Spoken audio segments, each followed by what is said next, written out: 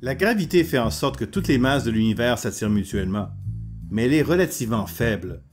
Dans la vie de tous les jours, seule la masse de la Terre, considérée comme un tout, est assez grande pour que sa gravité soit facilement perceptible.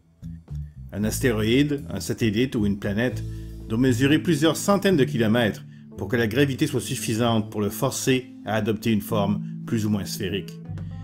La gravité est incapable d'expliquer pourquoi des objets relativement petits, comme une roche, un arbre ou un être humain, gardent leur forme.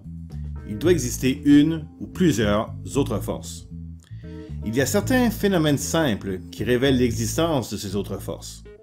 Quand on frotte certains matériaux résineux, ils attirent de petits objets. Nous appelons ça l'électricité statique.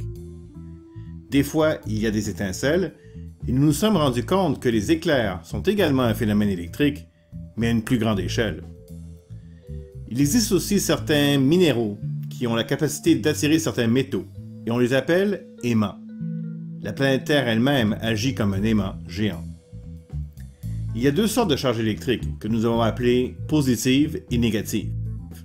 Des charges de même signe se repoussent, des charges de signe contraire s'attirent. Certaines combinaisons de matériaux, quand on les met en contact, induisent un mouvement des charges, ce qui permet de construire des piles qui font circuler du courant électrique de manière continue à travers des parcours fermés appelés circuits. Nous avons découvert qu'un courant peut exercer une force sur un aimant, ce qui révèle que l'électricité et le magnétisme sont deux aspects de la même force électromagnétique. Cette force est 1 milliard de milliards de milliards de milliards de fois plus intense que la gravité, mais les effets des deux types de charges s'annulent souvent, ce qui fait en sorte qu'elle n'est pas toujours directement perceptible.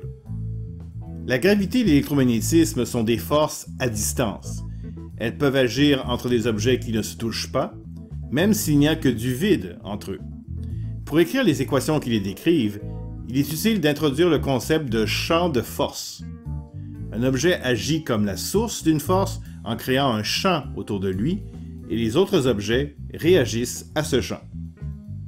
Même si l'électromagnétisme est un phénomène unifié, il est utile de le décrire à l'aide de deux champs distincts, l'un électrique, l'autre magnétique. Ces champs peuvent interagir. Un champ électrique qui varie crée un champ magnétique, et un champ magnétique qui varie crée un champ électrique. Nous avons découvert que la création et la propagation de la lumière peut être expliquée par l'interaction mutuelle des champs électriques et magnétiques. La lumière est une onde électromagnétique. Alors que la physique élucidait de manière de plus en plus détaillée les secrets de la structure fondamentale de la matière, on s'est aperçu qu'à une échelle de l'ordre du milliardième de mètre, la matière est constituée d'atomes, qui sont eux-mêmes constitués de protons, de neutrons et d'électrons. Les neutrons sont électriquement neutres, ils n'ont pas de charge électrique.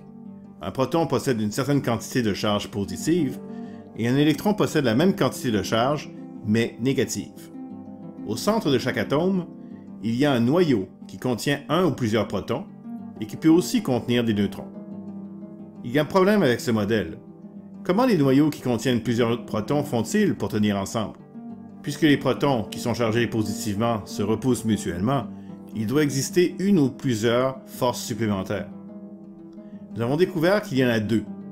Un type de force maintient la cohésion des noyaux atomiques malgré la répulsion électrique, et l'autre type de force peut transformer un proton en neutron, ou vice-versa, lors de certains processus nucléaires. Aurait-on fait le tour de la physique?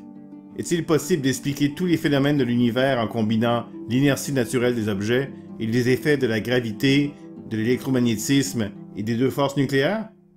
Pas tout à fait. Le simple fait que les atomes soient stables nécessite l'existence d'autres principes fondamentaux. Puisque les électrons chargés négativement sont attirés par les noyaux chargés positivement, on pourrait penser qu'ils tournent autour sur des orbites, comme les planètes le font autour des étoiles. Toutefois, d'après les principes de l'électromagnétisme, ce mouvement orbital créerait des ondulations dans le champ électrique, qui se propageraient vers l'extérieur sous la forme d'ondes électromagnétiques. Les électrons au sein des atomes devraient continuellement émettre de la lumière, et en perdant leur énergie orbitale, ils devraient s'écraser sur le noyau de leur atome en une fraction de seconde. Le fait que cela ne se produit pas a été expliqué par la découverte que les constituants de base de la matière obéissent à un ensemble de règles subtiles appelées mécanique quantique.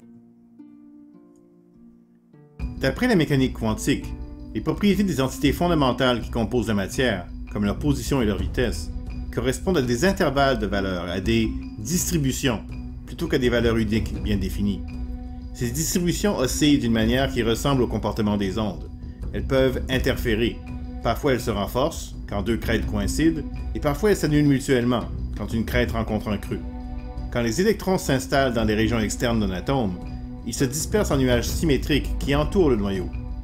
Comme il n'y a pas de mouvement orbital qui peut créer des ondulations dans le champ électrique, l'atome peut exister sans émettre continuellement de la lumière. Sa stabilité est rendue possible par le comportement quantique des électrons. Si l'explication de la stabilité d'un seul atome nécessite les principes de la mécanique quantique, il est clair que cela doit aussi être le cas pour les liaisons chimiques, les liens entre les atomes qui créent les molécules. Ainsi, pour expliquer comment les molécules, les roches, les arbres et les êtres humains maintiennent leur forme, nous devons faire appel aux forces nucléaires, pour maintenir la cohésion des noyaux atomiques, aux forces électromagnétiques, pour expliquer pourquoi les électrons sont attirés par les noyaux pour former des atomes neutres, mais nous devons également faire appel aux principes de la mécanique quantique.